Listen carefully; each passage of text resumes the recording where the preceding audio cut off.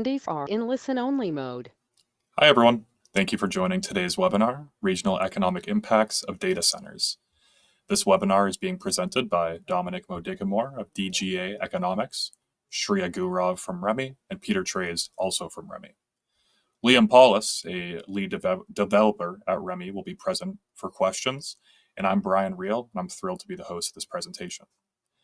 At REMI, our mission is to inform public policy. For over 40 years, we have provided software that allows government and non-government decision makers to test the economic effects of their policies before they're implemented. We work in the fields of economic development, tax, transportation, energy and environment, equity, and much more. We have worked with dozens of state and federal agencies. And if you have any questions about REMI specifically, I encourage you to reach out to us at info@remi.com, and we would gladly connect you with the correct member of our team. I will now introduce our speakers. Dominic Modigamore is the founder and managing director of DGA Economics, LLC, bringing 3 decades of experience in economic and workforce development consulting, economic and fiscal impact analysis, and labor market research. Throughout his career, Dominic has helped public and private sector clients across the United States make data-driven decisions that foster sustainable economic growth, improve workforce alignment, and strengthen regional competitiveness. Shreya Gurov has been working at REMI for just under 2 years now. Most of her focus has been taxation, economic development, university studies, and also transportation projects. Peter Trays is a member of our business development team at REMI and has been for some years now. Liam Paulus is an analyst and project manager at REMI. His work focuses on integrating AI and cloud technologies into the REMI ecosystem through various projects. Most recently, he has led our development efforts for REMI PROSERIS, which we will be going over in this presentation. He has previously assisted with various consulting projects under the leadership of Dr. Peter Evangelakis. If at any time during this presentation you have a question, I encourage you to enter it into the question box, and time permitting, I will moderate these questions to our presenters. If we don't get to yours, we'll be sure to reach out to you personally. And also during this time, a button will appear allowing you to opt in for a REMI PROSERIS free trial. I also want to mention that shortly after the presentation concludes, a copy of the slides and a recording will be shared to you through email. And lastly, there's a cool feature of GoToWebinar that allows you to zoom in to see things that are too small. There will be many charts and graphs we're going to go over. So if you want to utilize that feature, you can actually just click into the viewer, scroll in to expand, and then you can scroll around. I find it very helpful for seeing smaller details. Now a little overview of the presentation. Dominic will begin with background information. Peter will introduce REMI PROSERIS, and then Shreya will walk us through the simulation. After that, we will get to the Q&A portion. And that's enough for me for now. So thank you so much again for everyone for joining, and take it away, Dominic. Thank you, Brian. So I'm going to provide some background on data centers before we get into the economic impact simulation. So I'll talk about why data centers are needed. I'll provide an overview of the positive economic impacts they generate at a high level, and the simulation will provide an example of that. And then I'll talk about the concerns that many residents have about data centers in their communities. So why are data centers needed? Data centers are the digital infrastructure backbone of the economy.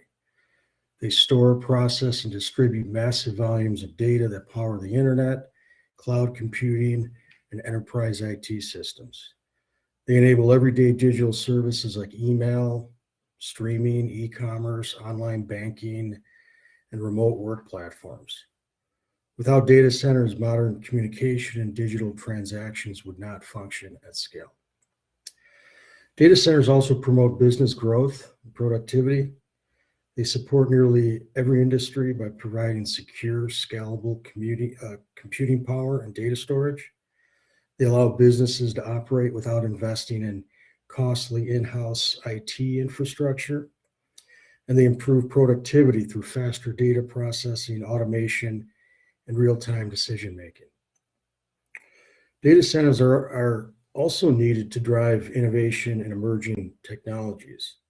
AI, machine learning, and high-performance computing applications all rely on data centers, enabling advanced research in important areas such as healthcare and national security. Data centers also provide secure environments for storing business, financial, and government data, strengthening national and economic security. So, what are the positive impacts of data centers? So, data centers can provide significant economic impacts to the local communities where they're located. They require significant capital investments in land, buildings, equipment, and digital and energy infrastructure.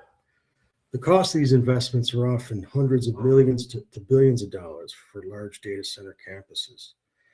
This creates high quality jobs in construction during the build out and permanent skilled technical jobs in the operations and maintenance phase. These jobs include IT positions, engineers, and also jobs such as electricians, plumbers, and HVAC workers, which are needed to ensure the mechanical systems of the building are operating properly.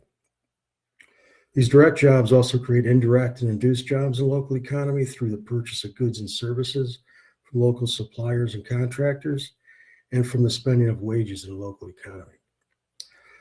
Data centers also provide significant and reliable tax revenue for local government.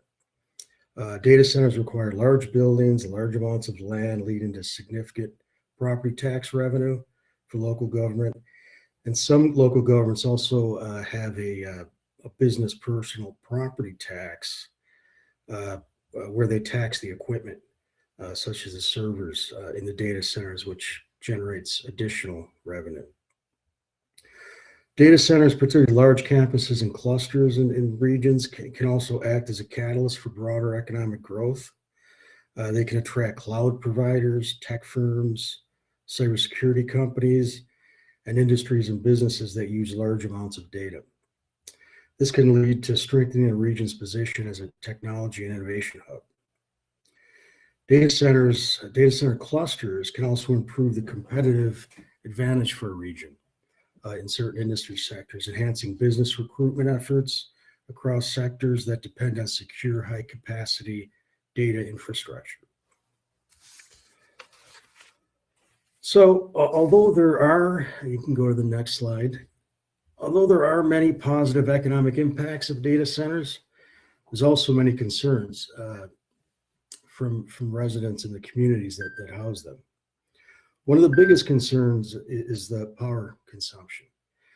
Data centers use large amounts of electricity, which often raise concerns about grid reliability and higher utility rates for residents. There are concerns about overloading the local power infrastructure and the need for new power plants or transmission lines, which can lead to higher utility costs. Many data centers also use large amounts of water for cooling. This raises concerns in drought-prone areas about the long-term sustainability of local water supplies. There's also the land and visual impact. Data centers are large, industrial-looking buildings that may not fit community character. Many are also being built in more rural or agricultural areas where the land is cheaper, leading to concerns about loss of open space or farmland. Other concerns include disruption in local community during the construction phase. These are often large construction projects that could take multiple years to complete. There's also complaints from residents about the noise that they can generate if you're in close proximity.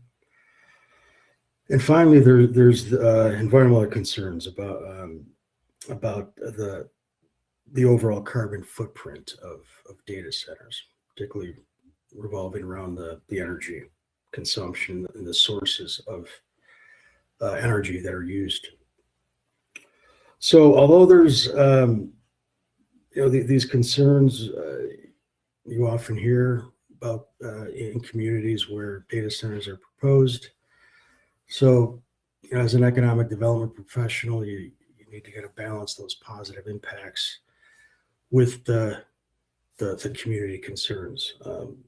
So I'm going to hand it over to Peter now at REMI to talk about a new REMI model and provide an example of what a simulation can look like for a data center.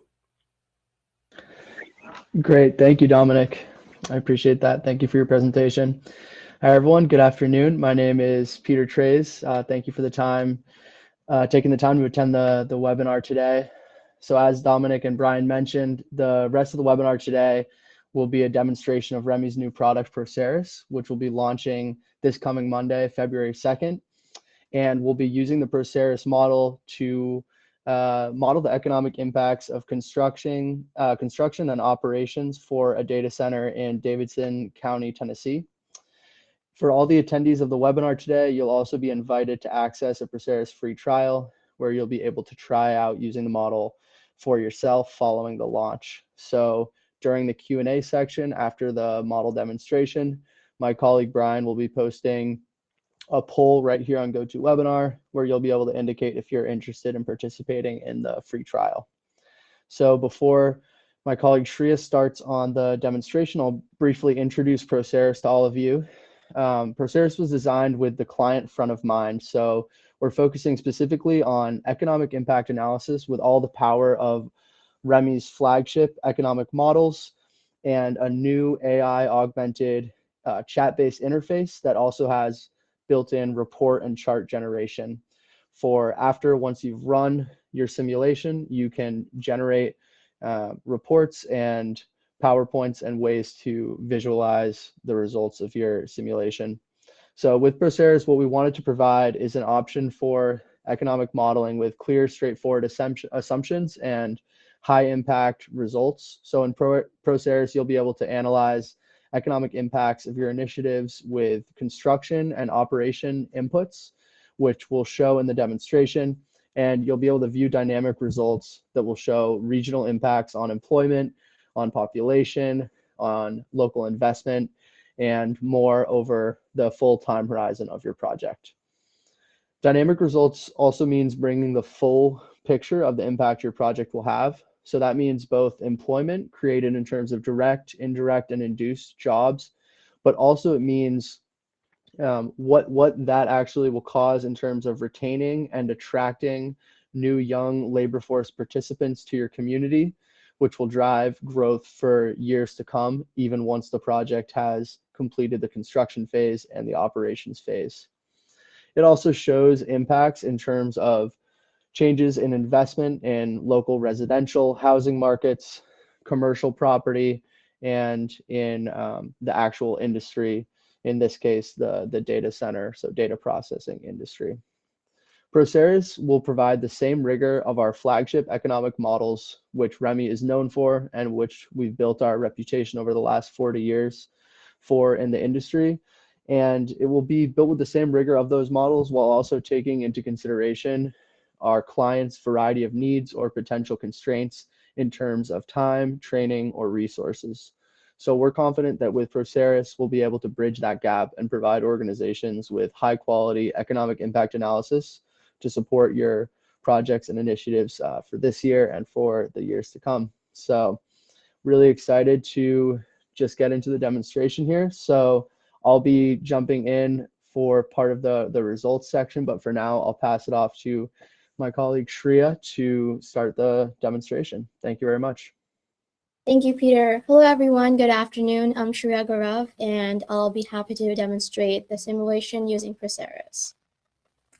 So let's get right into it.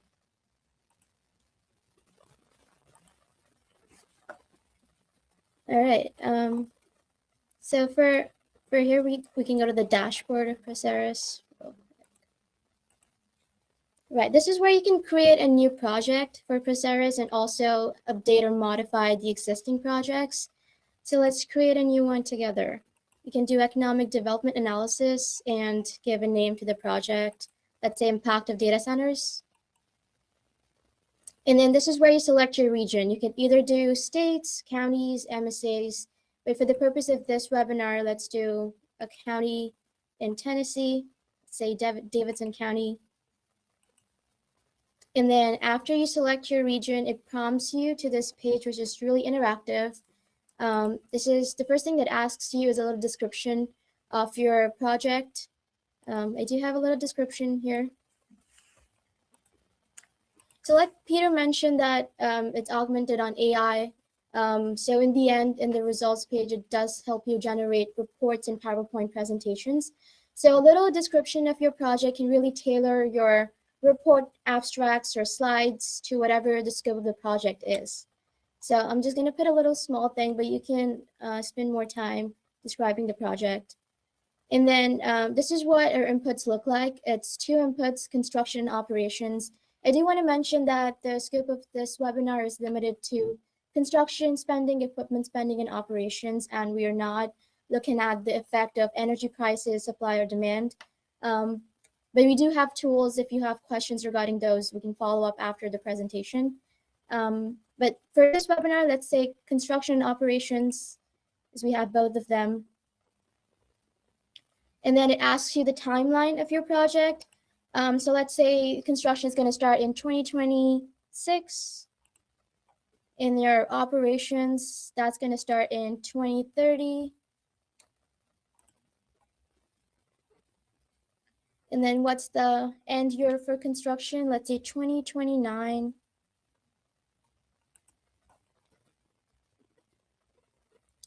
Excellent. Let's do a 10-year run for operations. So let's say 2040.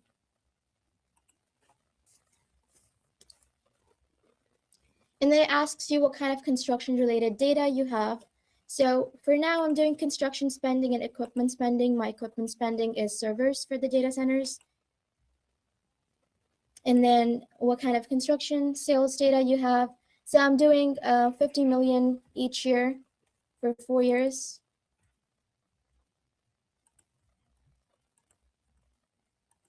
And then you select your units, millions in this case. And then it asks you if you know what industry this is going into, or your equipment is going into. So servers is going to go into computer and electronic. And then it asks you how much equipment spending data you have. So let's say 170 million over 4 years, 680 in total. And then it asks you what industry is your operations going in. So in this case, for data centers, data processing seems like the best fit. And then it asks you, do you have sales or employment data for operations? We're doing a sales data analysis, and that's split it for 12 million across till 2040.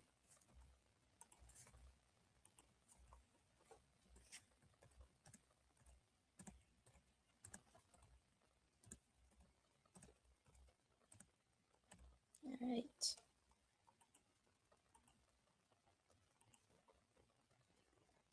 And then lastly, it gives you a prompt. Do you want REMI's recommended units, or do you want to pick one of your own? So if you really want your project to be customized and you really want a specific set of units that you want for results, then you can go ahead and pick your own units. It's going to ask you a set of questions after, and then you answer that. But if you're not very specific, you can say yes and use REMI's recommended units for the project.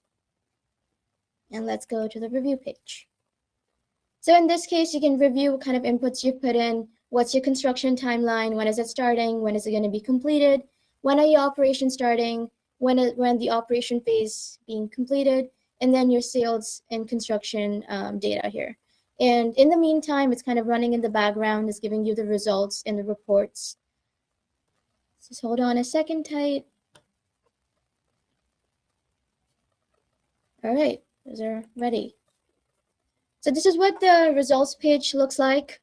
And now it's generating a report in the background. But in the meantime, let's walk you through the results. We have an employment multiplier here of 1.60. That means for every construction job, you're creating 1.60 other employment jobs in other industries. And then a full impact summary report that specifies total employment, indirect, direct, and induced, GDP, and personal income. And if you could focus from 2026 to 2029, those were construction phase years, so that the direct jobs are coming directly from the construction workers being employed in that phase. And then starting 2030, we have the operations phase coming in up to 2040. Now, if you observe that in 2030, we have 54, which is a direct dip from 359, and then 2031 is like 36. So like the dynamic feature of the model shows that, okay, after the construction phase is over, there's a transition to an operations phase, but some people will still be lingering around. They'll still be doing some other kind of employment. So you still see that population, see that employment numbers until it goes on to stabilize and decrease over time, completely transitioning towards operation phase. And then the induced part also shows that dip and that induced dip comes like 2 years later, like in 2032, instead of right after 2029. And that also shows that the transition phase, that, okay, right after construction, people still be lingering in the area up to certain time. And then after that dip is significant, you can see a negative induced impact, but then it goes on to become or recover over time and stabilize. Furthermore, you can see employment by sector. For now, 2026, you see construction being the topmost sector. That is because of the construction employing a lot of people. And there's a interactive tool here. It actually shows the changes of sectors over time. So you see that construction was the highest one in 2026, but as the construction phase ended and operations started in 2030, the data processing became the topmost industry for employment. And then professionals came in next, retail after that. And that is because data centers would employ people from professional scientific services. And these people, even the construction folks that are coming into the region, they get salaries, they go and spend that salary in the economy later. They create economic activity that indirectly affects, and that's the ripple effects in the retail trade or food services industry. So you see all of the impacts, not just in the direct industry, we're creating a shock, but also the surrounding most direct industries as well. And then you also have impacts to industry outputs, construction, real estate, and food services.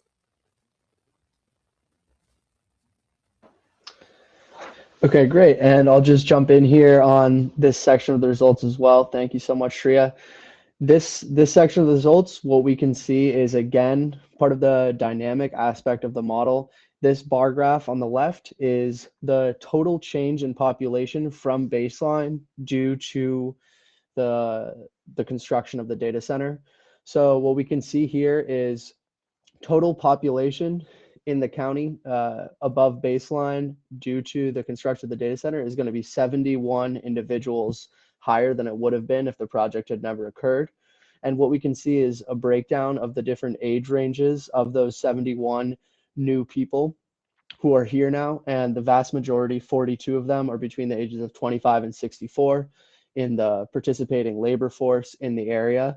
And these are individuals that we can see on the time series to the right, where it says the population, labor force, and migrants. We can see that in the beginning of the project, we have a huge boom in the population as the construction phase is happening, and it tops off around 250 people above our baseline. And then over time, once we're in the operations phase, that will lower and stabilize out. But even at the end of operations in 2040, when the data center has been operating for 10 years, we're going to have an overall increase of over 70 people in that local population due to the impacts of the project. In this next part, we'll also see the investment impacts. So the biggest spike in investment value, that top line, is going to be investment in residential housing. So again, you see a larger jump here during the construction phase when you have many workers coming into the local housing market, and that will level off but also stay at a higher level than it was before the project. We're also going to see the commercial equipment manufacturing investment for the equipment needed in the data centers, and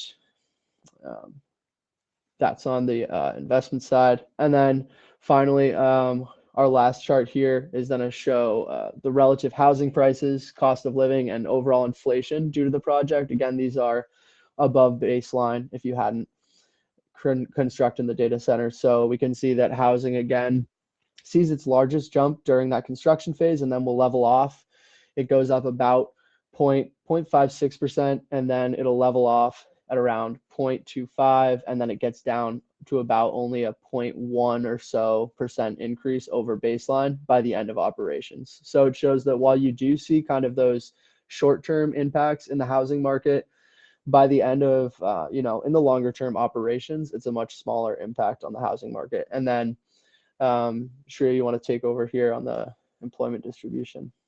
Sure, thank you, Peter. And the employment distribution we have across industry, this actually is pretty cool how it highlights the most affected industry in terms of employment, data processing being the topmost because of the operation phase lasting for 10 years down the line. Professional scientific services, that is also because of data centers hiring people from that industry, and retail trade, because they get salaries, they kind of spend that in the economy, create that economic activity, and that has ripple effects in these surrounding industries. And then the similar, you can see that for output as well, just like employment, data processing being the topmost, real estate and retail trade. And now we can move on to the report part of the tool. So this generates a report. As we mentioned right in the beginning of the simulation, there was a description box in there. So whatever you put in there, this kind of abstract or executive summary kind of tailors your report to your description of the project to include the scope of the project. And you can download this into Word document. You can make a PowerPoint presentation from this. Also have this on Excel to have those graphs and tables, and also make a one-pager out of this for just internal meeting, just a quick snapshot of what the project looks like. And personally, I have used this, and it's very helpful because it takes a lot of hours off labor and kind of analysis part where, okay, you look at the tables, you look at the numbers, but then that's one part of the project. And the second part is like explaining what the numbers are trying to say, the story behind the numbers, kind of formatting it in a way that you can probably explain that to other people. So this really bridges that gap between generation of results and explanation of those results. And I do have a Word document pulled up beforehand. So that's what it looks like when you download that in a Word document. It'll give you a title, a content list of what the report is kind of talking about. And then it goes on to elaborate the same results you saw on the results page, along with some graphs, pointers, charts. And then in the end, it also has an appendix page. It kind of explains all the linkages and methodology. And then the PowerPoint also has different kind of slides. Also, again, kind of talking about the executive summary, total employment, final demand components, consumption factors, and then in the end, it concludes with a conclusion slide. And with that, I will conclude the simulation and the demonstration and go back to slides, and we'll pass it on to Brian. All right, while you're transitioning, I want to thank you all for attending, and a special thank you as well to Dominic, Peter, and Shreya for the excellent analysis. As promised, what I'm going to do is I'm going to put up the poll. If you are interested in receiving a free trial for REMI PROSERIS, please feel free to fill that in. It will pop up for you any second now. But while you're answering that, please do ask away with questions. We do have some already, but we're really interested to see, if you have any questions about the project or PROSERIS or anything related. And while this is going, I have a question that I think would be a good fit for maybe any of you to answer, but feel free to jump in. Does this incorporate analysis of the local workforce? What if the skills required are not strong in the study area?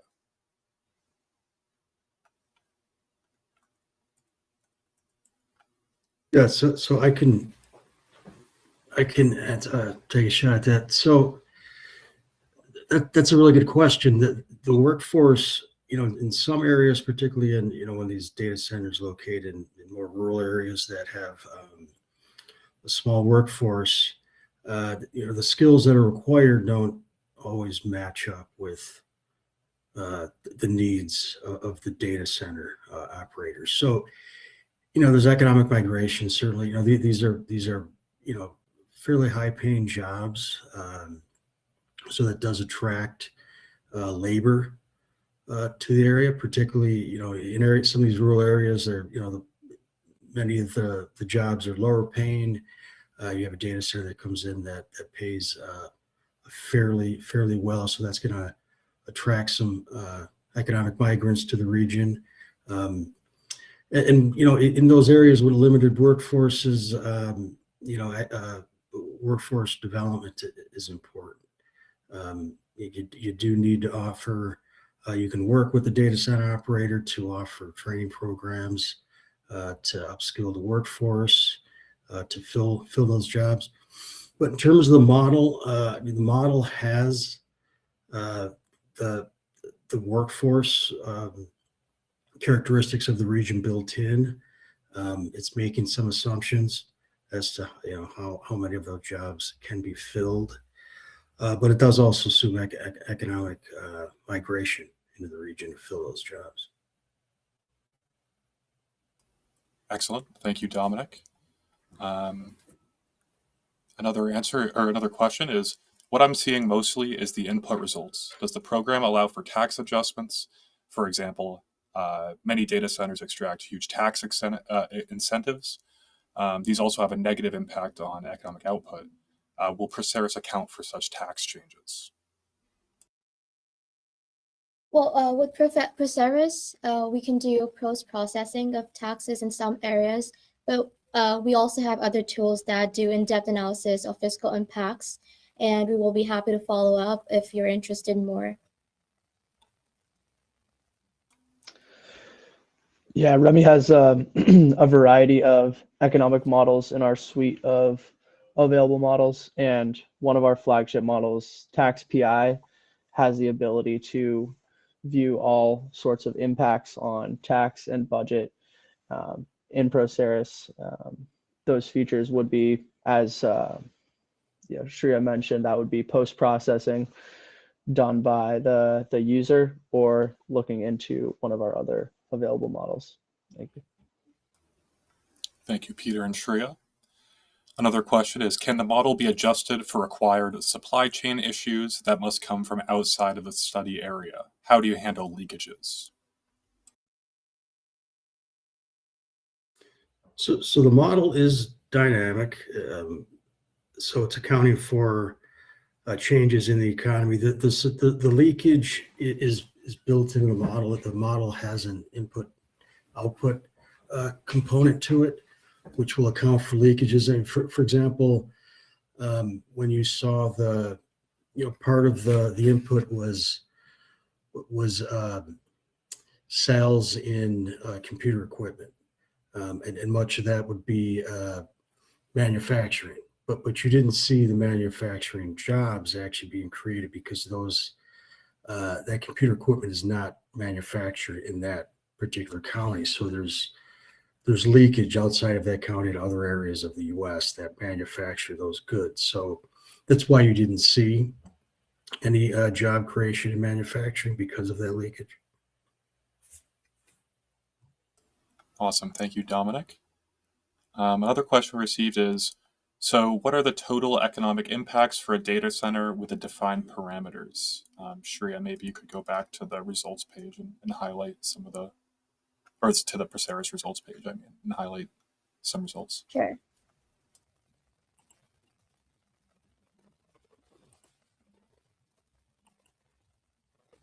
So the total impacts of economic impacts of data centers will be, you can look at employment impacts, both all three: direct, indirect, and induced. Look at how the GDP is changing over time. Look at people's change in population or employment across different sectors. Also impacts on different industry outputs. You can look at population changes, even across age groups. What kind of people are coming into the region? Is it like in this case, most of the population is between the ages 25 and 64, and you can see that, as Peter explained earlier, that the total population is 83 individuals over baseline, and half of that is between 25 to 64 age group. So you have a lot of young population, working age population in the region. So you can see the demographic and labor force distribution. You can look at investments in different industries. How is the residential housing investment being affected, or how is commercial equipment and manufacturing industry being affected, or price comparison over time, relative housing prices, how they change, like they're high or they're increased or in the construction phase, but they see a dip right after construction phase. That's when the operations begin, and then the cost of living in correspondence to all of this. And even though this looks like a huge dip, numerically percentage-wise, it's only 0.2. And you also can see the distribution of employment across different industries, what kind of industries are employing a lot of people, what are the industries that are experiencing the ripple effects of this analysis, and how is the employment corresponding to, how is the output corresponding to the employment. So this is the overall economic impacts of such kind of analysis. Awesome. Thank you, Shreya. Another question that was received is the software just to be used for data centers? Could this be expanded for looking at impacts from other types of projects? I think, Peter, you would be a good fit for this. Yeah, absolutely. This PROSERIS is designed to be able to, analyze the impacts of a variety of different projects. The inputs that we have available to use is looking at construction, so construction expenditures, and also on the operations side. So within those parameters, you can run it for any sort of project. And what our chat interface allows you to do is provide a large context to the model when you're starting your study. And using that context, the model will be able to walk you through basically what types of inputs you should be putting in there in terms of the information on equipment spending, employment numbers that you might have for how many people will be working at said, place. But it can be used on a variety of different projects and initiatives, definitely, just as long as you're working within those parameters of providing the construction or operations data. And you can provide as much or as little context. The more context you're able to provide, the better you'll be able to get tailored results there. Awesome. Thank you, Peter. Another similar question to one before is, how do you distinguish between the local labor force commuting from the regional territory, and those coming from elsewhere? And then they followed up with, how serious is this division in terms of the impact on the model results? I can answer that. So in the results page, actually, I think I can go back to. So in this case, the impacts, you can see how much population, this is the total population, but this includes, or this, you can differentiate between what is the labor force participation and how many migrants are coming in from other regions into the specific county. So there's a way to distinguish between labor force and how much of the labor force is actually economic migrants, and the rest will be locals. Great, thank you, Shreya. Another question we received is, can we enter the input using the traditional way, select policy variables and enter the numbers, and not through the AI chat?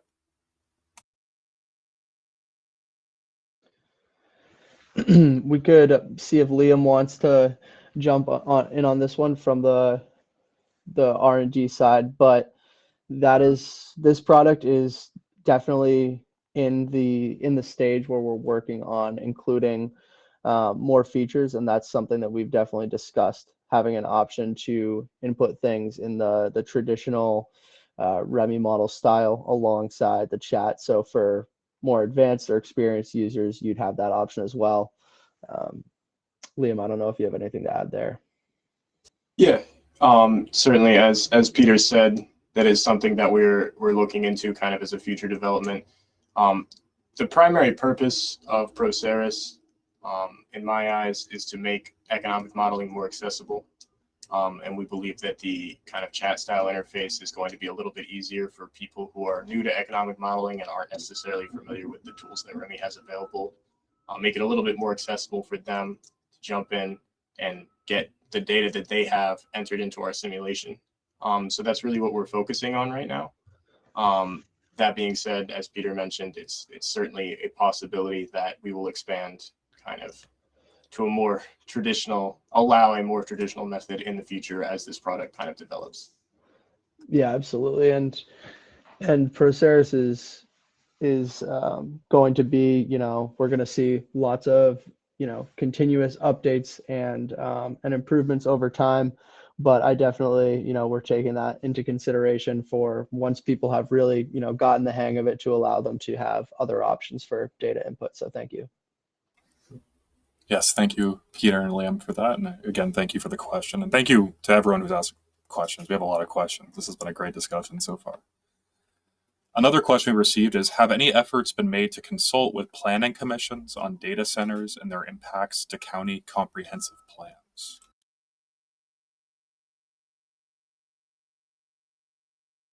Yeah, so I think that's a great question. These it's a little bit outside of the scope of the model. The model would be very useful, for a planning department to analyze the impacts that it would have on the economy, and then some of REMI's other suite of models can also look at some of the other impacts in terms of demographics and community impacts. But in terms of planning, I think this is a good tool, to look at the impacts that we have on, specific to the community's economy, as part of the decision making process. Are these impacts worth, some of the concerns that the communities may have? Awesome. Thank you, Dominic. Continuing down here. Can you talk about how you might think about the net economic impacts of data centers, not just the gross impacts?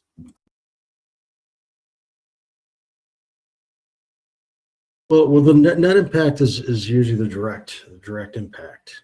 It's that the model will break out direct, indirect, and induced impact. So your direct impact is the net, essentially, and then you've got indirect. I mean, that's one way to look at it.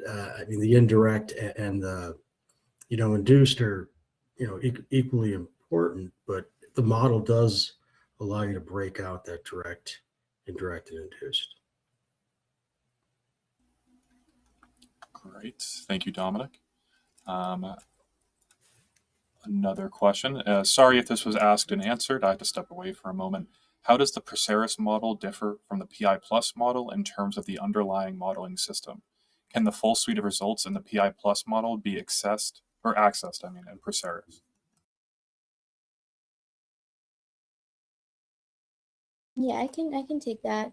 So in the PROSERIS model, where the way it's different from the PI Plus or flagship model is that PROSERIS looks at only two inputs, construction and operations. So if you want to do construction spending or equipment spending or operational phase, then that's something that PROSERIS does. It's a very accessible and kind of tailored just to do construction operational spendings, while the results page captures a lot from the PI Plus model. There are some things that PI Plus definitely offers more than PROSERIS, but generally PROSERIS is catered to economic development organizations that do not need the full scope of a PI Plus model, including all of its variables and all of its simulations. So I think it's very cater to people that just want to do construction spending and operation spending analysis. That's great. And then I guess I could add on top of that, while ProSeris will, have a different user interface, it is still being run on the PI plus REMI model. So it's the same equations, it's the same underlying model that it's being run through. But as Shreya mentioned, it does have limited inputs and a limited kind of results section compared to what you would have available with the PI plus model, but it's actually running on the same underlying model so that the software, kind of the technology itself, isn't different, if that makes sense. So you get the same rigor as you would with PI plus, just with a different interface and more limited results and also the inputs. But the Exactly. rigor, right? But it's based on PI plus, so you've still got that dynamic nature and rigor. Liam, did you have anything to add? No, I think everybody else kind of answered everything the way that I would. So Great. And then we received a clarification on the question about incentives, or sorry, on the question about the net versus gross impacts. They said net of public incentives and expenditures. That was their clarification. Okay. Yeah. So, I mean, REMI, the model will give you the results. In terms of net, when if you're defining net is that, it's going to require you to do some analysis outside of the model. So you've got your results. So that's going to be your the total gross, if you want to call it that, the gross impact. And then if you've got any expenditures or any tax incentives that were used, that analysis you would do outside of the model, then compare your REMI results, your gross results to any expenditures, or if there's tax incentives, for example, and you calculate the taxes that the model or the data center would produce, you would subtract your incentives from that to get a net. So I think there'll be some work outside of the model to do that. Awesome. Thank you, Dominic. Another question that was received is, will ProSeris be able to measure impacts in surrounding counties or the entire state?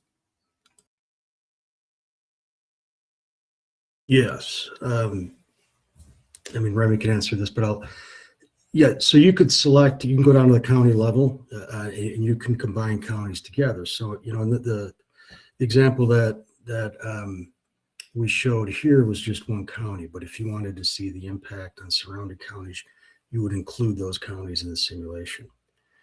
And the leakage will decrease the impacts will go up because there's going to be a labor force that's outside of the county that's impacted, and there's going to be the spending of wages outside of the immediate county. So as you expand the area, you're going to capture that additional, that some of the leakage that's occurring. In this case, the one county, I think it's Nashville, has that. So, people that work in the data center may live outside of that county and spend, some of their wages outside of the county. So you're gonna capture more of the leakage as you go out. But yes, you can combine counties to create a region that you want to study. Awesome. Thank you, Dominic. And Liam, did you have anything to add to that? just to clarify, while you are able to run the simulations for any of the counties in the United States, as well as the MSAs and at the state level, in ProSeris, you can only put your inputs and see your results for that one single region at the current time. So in order to do that, you would have to kind of rerun your simulations to take a look at and see what your results would be at the state, and then kind of compare those to what the results would be at the county level. But as Dominic was saying, kind of as you compare At the state level to your kind of county level simulation, you're going to see less leakage, as a lot of that is going to be met more locally, since we're looking at a larger local area. Yeah, ideally you want to run these at the metropolitan level. I mean, if you're just, if you're county government and you're just interested in, in the county, then you'd run it at a county level. But to really capture the majority of the impact, you want to go to the metropolitan level, because that's, by definition, the metropolitan area is kind of the labor market for the region. So that, that's based on commuting patterns, and that's where the workers are coming from. So ideally, when you're running these economic impacts, it's good practice to do it at the metropolitan level. But of course, if you're county government, as I mentioned, then, you may want to just know the impact on the county itself. Awesome. Thank you, Dominic and Leah. Another question we received is regarding the input data for operations. Is there an option to input employee compensation if it's known, or just employment count? Liam, I think you would be a good fit. Liam, do you want to take this? Yeah. So, Brian, can you just clarify, was it operations or construction? They said regarding the input data for operations, is there an option to Yes. input employee compensation? So yes, there is a way to input the employee compensation. You can either represent that as total compensation or as wages and salaries, which is going to kind of be a smaller number and not include things like healthcare and things like that. And that just goes into the model as a different variable, so we can more accurately model kind of what people's personal income increases are going to be, how much they're going to be spending. That's going to adjust how much we're seeing, kind of, as Shreya mentioned, the increases in things like retail trade and food service and drinking places. Those will make some adjustments to that as well. Great. And then related, we had a follow-up question from another individual saying, in the operations phase, you entered sales. If you don't have sales, can you enter number of employees instead? If you have both, is that double counting? So there's two questions there. The answer is yes and then no. You can enter employment data. That is a separate option. As for employment and sales, if you were to enter both of those, it is technically double counting when we actually input those into the underlying equations. In ProSeris, we do make an adjustment to your values to make sure that you're not double counting when you don't mean to. So if you were to adjust both of those things, we would make adjustments to the sales inputs that you're putting in to make sure that it matches up with your employment numbers and everything stays single counted, I suppose. Great. Thank you, Liam.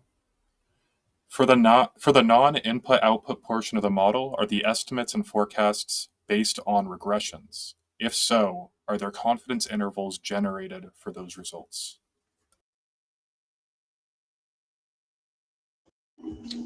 No, they're not based on regressions.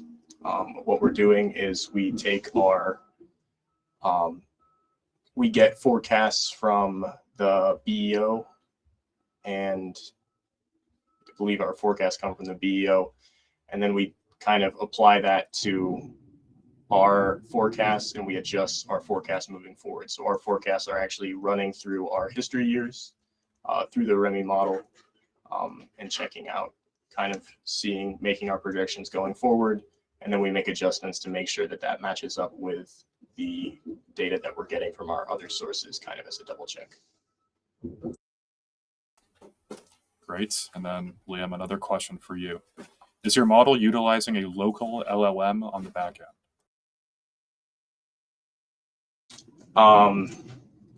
No. So we're not using anything locally. All of this is cloud-based. ProSeris is a cloud-based product. We are using Azure's OpenAI services, which allow us to use OpenAI's kind of flagship models. I'm not going to reveal which ones those are, of course, but we're using their models inside kind of our Azure environment. So we're not sending any data to OpenAI, and we're running everything within kind of our environment on there. We have fine tunes that we use as well to try and get kind of the prompts built. And we also have a custom-made RAG system, if you're familiar with that terminology, to try and get the REMI information and the REMI data kind of into those responses that you're going to get. Awesome. Another question is, so if you ran it once for the county and separately for metro area counties, can you assume impacts on surrounding counties is the difference between metro area and county that has the site?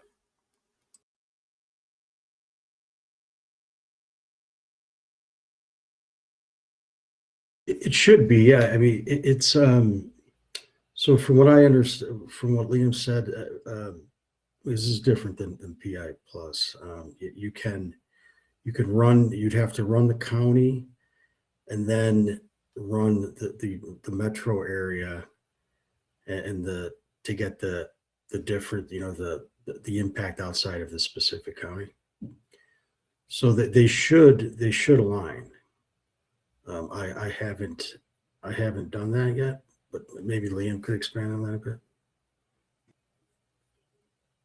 They're not going to align exactly due to the configurations that we're using, but they'll be very, very close estimates. The way that kind of our REMI models work is when you run it for the MSA, that's going to have kind of that leakage effect that Dominic described is going to be slightly different compared to the leakage effect that you're going to see when you run it just for that county. So there are going to be some kind of slight differences, but it would be very close to what you'd see, very close to the difference between the two. And sorry, I'll just jump in really quick on one of the previous questions there surrounding the underlying model. So there, for the estimates of parameters for the dynamic equations in the underlying model, there are econometric techniques. So there will be regressions used for estimating some of those parameters. So just wanted to clarify on that one point there. Thanks. And we have technical documentation that we're happy to provide as well for anyone who's more interested in the underlying PI plus or REMI model. We'd be happy to discuss that on a call or also provide that documentation. Thank you. Thank you, Peter. Another question we received is, what's the best way to obtain the initial input values? Data centers are not known for transparency.